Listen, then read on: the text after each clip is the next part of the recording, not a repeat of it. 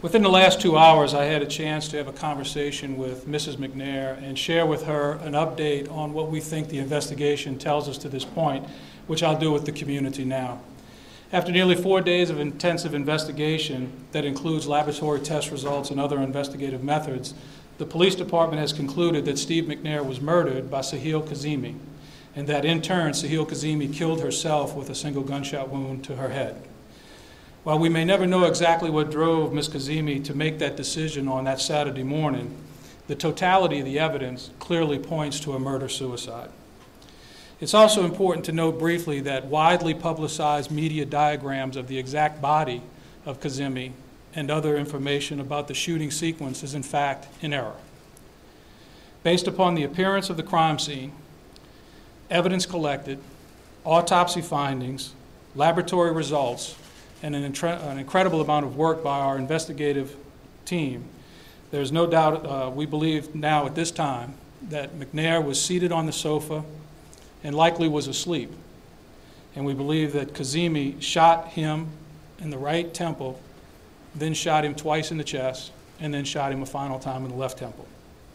Kazemi then positioned herself next to McNair on the sofa and shot herself once in the right temple and expired. Today we received preliminary information from the TBI that the 5 shell casings recovered matched the weapon that was purchased by Kazemi last Thursday, that the 5 bullets have been recovered and they too were all fired by the barrel of that weapon. Gunshot residue evidence, trace evidence was found on Kazemi's left hand, not enough for a conclusive result, and there was no gunshot residue evidence on Mr. McNair's hands. Because there's a lack of any evidence of a struggle or defensive wounds to McNair, his physical position on the sofa, the trajectory of the bullets, and the wound pattern, we still believe it was likely that Kazemi shot Mr. McNair and he didn't know. Over the last 5 to 7 days of Kazemi's life, our investigation is learning that she had become very distraught and on 2 occasions told friends and associates that her life was all messed up and that she was going to end it all. Ms. Kazemi had a vehicle that she owned. While the Escalade was purchased, we think with Mr. McNair, we believe she was paying payments on the Escalade.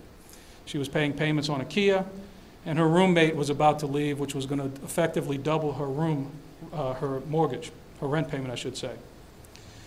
We also have reason to believe that Kazemi recently learned before this day that she believed McNair was involved with another woman, and that too participated in her state of mind, we think.